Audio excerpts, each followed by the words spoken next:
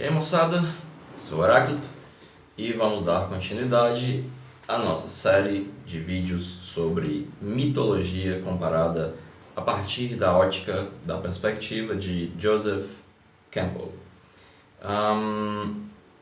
Hoje nós vamos falar, nesse segundo vídeo, sobre o que é mito para o Campbell. Ele tem várias definições, eu vou trazer aqui algumas e vou discutir com vocês essas definições. Mas, antes de começarmos, se você puder dar um joinha, se inscrever no canal se não for inscrito, se for inscrito já ativar as notificações, ajuda bastante. E se você conhecer alguém que tem interesse em Joseph Campbell, em mitologia comparada, em whatever, por favor, compartilhe este vídeo ou qualquer outro vídeo. Eu vou deixar linkado aqui o primeiro vídeo da série e outras redes sociais onde vocês podem me encontrar, tipo Instagram e Facebook. Também sou professor de inglês, se alguém precisar, né? Então vamos lá. Primeiro, uma coisa muito importante, né? A perspectiva do Joseph Campbell, em certa medida, ou em larga medida, é uma perspectiva psicológica, né? E tem similaridades com a perspectiva do Jung, mas na verdade elas são mais complementares. Porque o Jung parte do estudo da psique e chega na mitologia. O Campbell, ele parte da mitologia e chega na psique. Então, não é ocioso recordar que para o Jung, né, a mitologia, isso ele fala no volume 9, os arquétipos e o inconsciente coletivo, a mitologia é a essência da alma projetada, porque toda mitologia é uma projeção do inconsciente coletivo. Em locais mais dispersos da obra, o Jung vai costurar um pouco mais essa definição, mas como o objeto de estudo dele não eram os mitos, mas a psique, a mitologia servia como uma espécie de anatomia comparada da alma, né? Os chamados símbolos relativamente fixos, o aspecto etnopsicológico, ele não deu tanta importância a isso quanto Campbell, cujo objeto de estudo eram propriamente os mitos e, de maneira secundária, o psiquismo, a partir dos mitos. Então, são movimentos que se encontram e que, se você tiver olhos para ver e ouvidos para ouvir, ajuda muito, mas muito mesmo, a leitura do Campbell. O problema é que algumas pessoas querem substituir, assim, tem um pós-junguiano que é praticamente um campbelliano, assim, é um negócio que não faz muito sentido. Mas ajuda, se você souber fazer as devidas diferenciações, ajuda bastante, né? O Campbell conhecia profundamente a obra do Jung, assim, com grande profundidade mesmo. Pois bem, então o que é mito para Joseph Campbell? Eu vou começar com a definição que eu mais gosto, né? Explicá-la e depois passar a algumas outras definições mais complexas. Para o Campbell, mito é a religião do outro. Logo, se eu sou judeu, para mim o cristianismo é uma mitologia. Se sou cristão, para mim o hinduísmo é mitologia. Obviamente, para o hindu, a religião dele é o hinduísmo e o cristianismo não passa de mitologia. Mas as pessoas esquecem que há uma continuação dessa definição. Porque para o Campbell, o que é religião?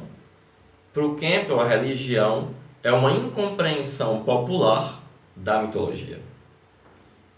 Mas, Heráclito, como é que justamente a religião é uma incompreensão popular da mitologia? Porque, para o Campbell, E isso é uma definição que precisa ser afirmada, especialmente no mundo cristão, porque, como dizia Mark Bloch, o cristianismo é a religião historiadora, né? O mito não é o mesmo que história. O mito é o transcendente na relação com o presente. Por quê? Porque se sou cristão, a revelação aconteceu no tempo. Ela é histórica. E isso me leva a interpretar de maneira histórica não só o advento do Cristo, mas também os eventos do Antigo Testamento. O que não é à toa, né? Porque em larga medida o Antigo Testamento, né, o nome correto é Torá, né? Ele só é chamado de Antigo Testamento se tem um Novo, né? Pra gente não tem, então é Torá.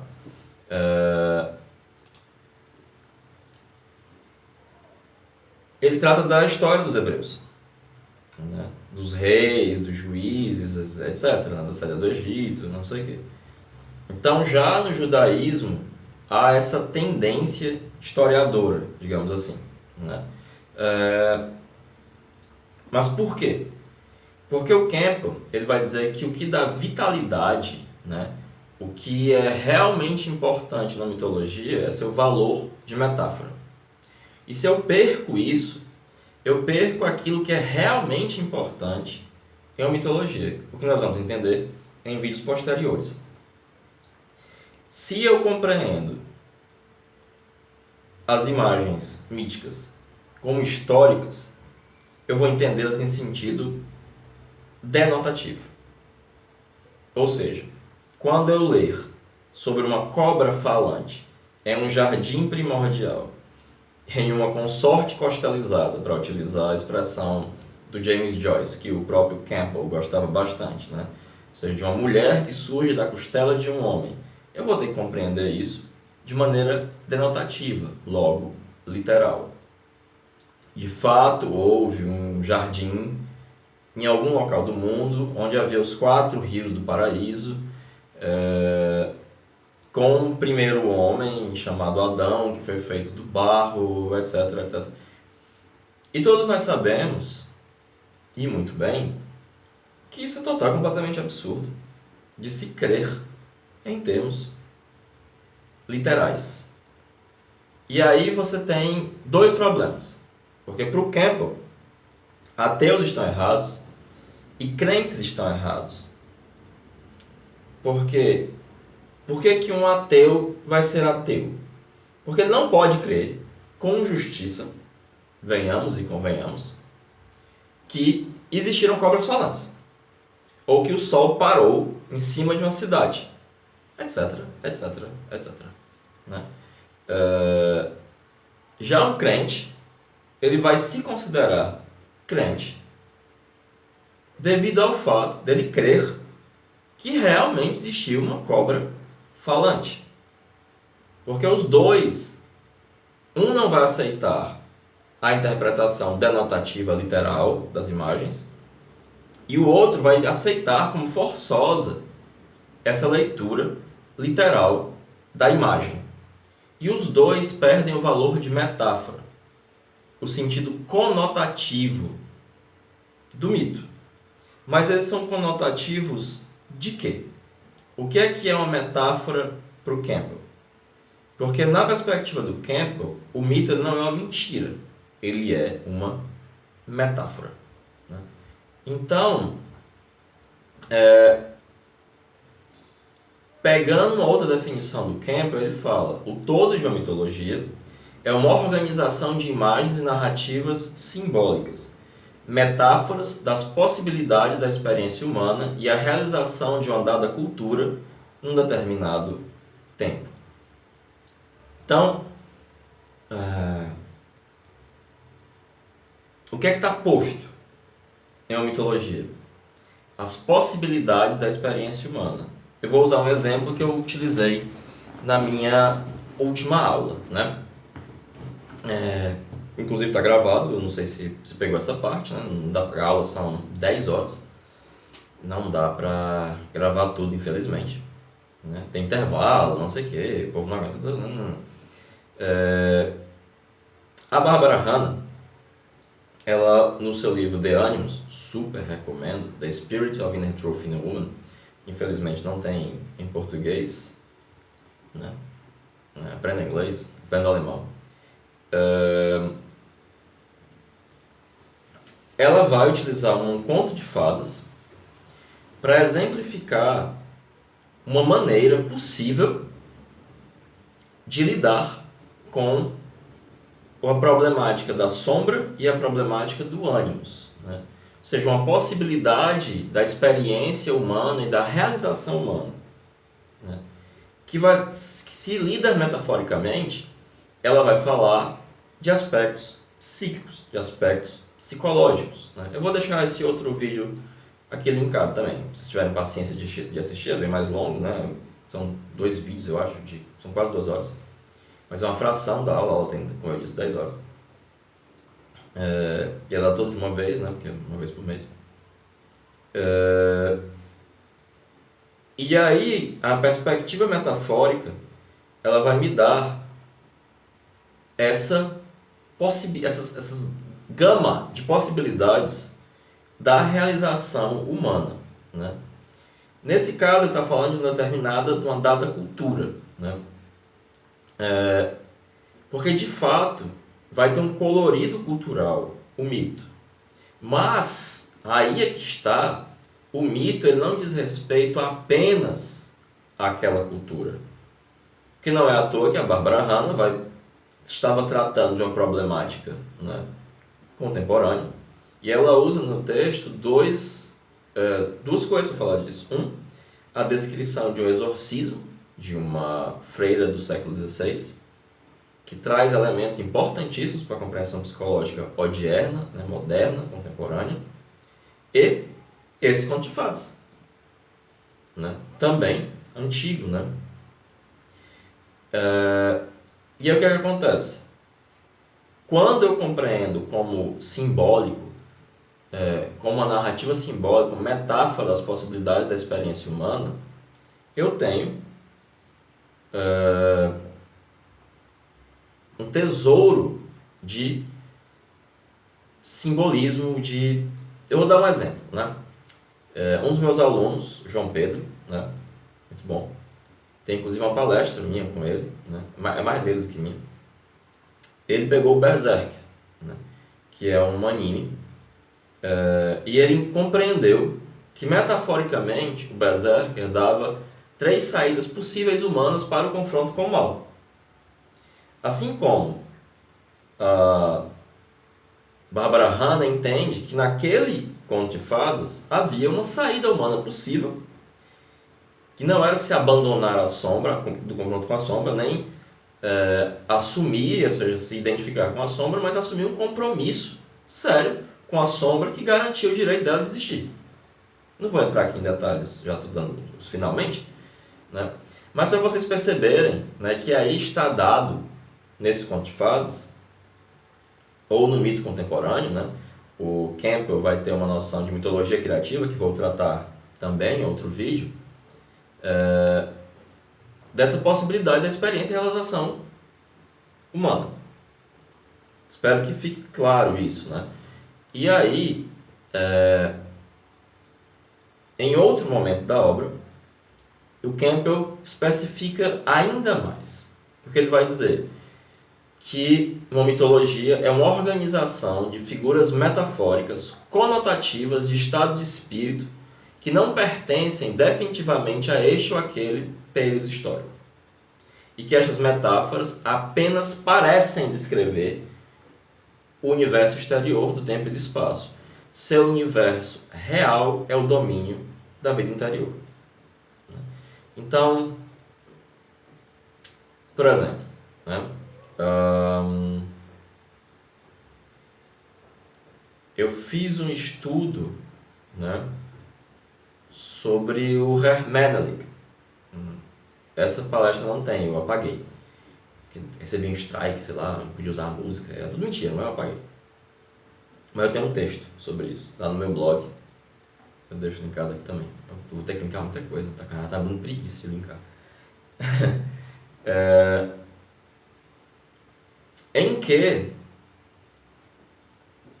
a partir dessa música, que é uma música escandinava, né, medieval, uma música folclórica, eu vou ter uma compreensão, né, não sobre como lidar com mulheres trolls, que era isso que estava acontecendo, mas do significado da masculinidade e da relação que pode se estabelecer com o aspecto feminino do homem, esteja ele no sentido introvertido de lidar com a própria ânima, no sentido de uma experiência da vida interior, ou de lidar com a ânima enquanto projetado sobre a mulher. Então, a música que trata de um cavaleiro que recebe uma proposta de casamento por uma troll, e da maneira como ele recusa, e por que ele recusa, e todas as ofertas que ela faz a ele, elas parecem descrever o universo exterior, mas no fundo ele está falando do domínio da vida interior. E esses estados de espíritos não pertencem a este ou aquele período histórico, mas eles são transhistóricos e transculturais. É por isso que hoje eu posso me emocionar vivamente lendo a história de Eros e Psique, lendo a história de Perseu, lendo a história do Thor, lendo a história de Oxum, lendo as histórias relacionadas a Ogum, lendo histórias relacionadas a Exu, lendo histórias relacionadas a Susanoo no Mikoto, as raposas, né, as kitsune, da mitologia japonesa, sobre Osíris, porque elas tocam uma corda comum, porque há uma imensa estabilidade no acontecer espiritual. Um dos paradoxos que o Jung aponta, e ele aponta isso no Teoria da Psique, a prática da psicoterapia, é que simultaneamente o inconsciente é a fortaleza do conservadorismo, mas paradoxalmente é de onde surge toda a inovação. Mas ele é a fortaleza do conservadorismo porque é um grande conservadorismo da maneira como o psiquismo age e reage. Porque ele tem uma estrutura a priori. E a produção de fantasia inconsciente, ela vai sempre estar estruturada de uma determinada maneira. E aí, quando ela se manifestar, como uma manifestação viva desse pano de fundo psíquico inexpresso, ela vai se manifestar de uma maneira razoavelmente estável. Obviamente, o aspecto paideumático, né, da geografia, das plantas, do colorido cultural específico, vai variar. Mas ele vai variar a partir de algo que é invariável. Há uma invariável psíquico, que é o que o Campbell observa a partir da comparação de inúmeras, se não todas, as mitologias, né? Ele era um cara realmente muito estudioso, né? Então, no final das contas, o que o Campbell vai dizer é que o reino de Deus está no interior de você, não em algum lugar fora. Não à toa ele escreve um livro chamado Inner Reaches of Outer Space, né? Os limites interiores do espaço exterior. Porque quando a gente está tratando do mito, essas fronteiras elas parecem borradas, elas parecem não fazerem tanto sentido, né? E aquilo que parece se reportar para fora, no final das contas, tem muito mais sentido quando eu penso para dentro, a partir do espaço interior. E aí eu percebo que é justamente esse valor de metáfora que faz com que eu perceba que o mito é como se fosse um compasso, como o Campbell diz. Um pé dele está na história, o outro está no aspecto transcendente. Ele é o transcendente em relação ao presente, né? Por isso que ele vai dizer o que é a eternidade em termos do mito. Ela não é um tempo infinito. Ele é o aspecto transcendente do presente. quando eu consigo estar realmente presente, né, eu estou, e nesse aspecto transcendente, eu tenho um acesso à eternidade. Né? E assim, ele vai ter uma compreensão que no fundo é psicológica. Ou seja, do mito, ele vem para a alma. E ele vai conseguir fazer uma leitura, né, da mitologia que é profundamente iluminadora de recessos obscuros da alma e lhe dá um guia, um mapa para viver como ser humano. Porque é disso que fala a mitologia. Do que significa a experiência e as possibilidades humanas. De como eu posso viver. De como eu posso me relacionar com as potências interiores. Né? Os deuses não desapareceram.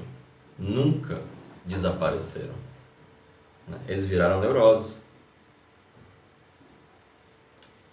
Tem um poema do William Butler Yeats chamado Rosa Alquímica, em que ele fala, né, que a gente acha que os seres humanos criaram os deuses, mas nós que vimos em sua procissão com suas roupas e trajes tremeluzentes, que nós sabemos que são eles que fazem e desfazem a humanidade. Mas isso é a mais pura verdade. E é o que o Campbell percebe. É o que o Jung percebe.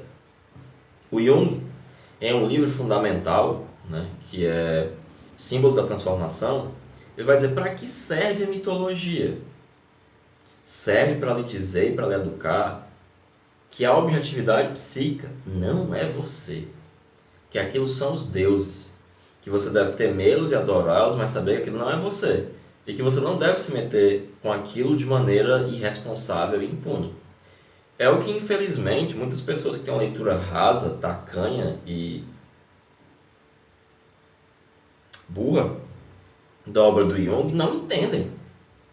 Que o contato com o inconsciente só se dá diante da mais premente necessidade, porque ele é algo perigoso. No mínimo, né, na melhor das hipóteses, tu fica doido. Né? Se você for brincar, né, de não, agora eu vou entrar em contato com o meu inconsciente. O Jung, ele comparava uma análise dos instintos, uma análise redutiva do inconsciente, a uma cirurgia. E não se faz cirurgia à toa. Ninguém sai cortando os outros à toa. Do mesmo jeito, não se brinca com essas potências que em toda a parte, em todas as latitudes, em todas as eras foram consideradas deuses, não sem razão. Esteja você tomado por uma raiva. A palavra tomado, possuído, não é à toa. Né? Recentemente dei uma aula sobre a teoria dos complexos e eu estava começando a falar lá de elfos, de demônios. O povo, não, calma, do que é que tá falando? Estou falando de complexos, gente. Porque eles se comportam exatamente como os elfos, como os demônios. O Jung fala, inclusive, em um texto fundamental do volume 8, que um lapso de memória e você está possuído pelo demônio, um lapsus língua ou um lapso de memória, a diferença é só de grau. Né?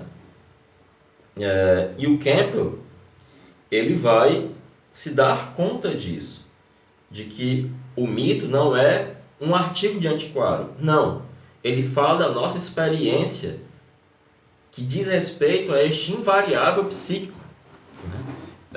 com a qual todos nós, em algum momento, vamos ter que lidar de alguma forma. Mesmo que, devido ao caráter projetivo, eu lide o tempo inteiro fora. Né?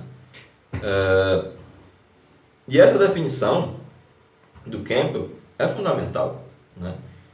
E ele vai pensar, coisa que o Jung não pensou muito, porque também o interesse dele se voltava para um outro recorte, para uma outra ótica, de para que serve o mito. Né? O Jung dá essa resposta, o Campbell dá muitas mais, ele dá 4 respostas, né? Que, como eu disse, complementam esse aspecto do Jung. Né? E nós vamos tratar de tudo isso nessa nossa série de vídeos. Né? Como eu disse, me emociona muito falar do Campbell. Para mim é um autor fundamental para a minha formação, né? E é um enorme prazer estar compartilhando isso aqui com vocês.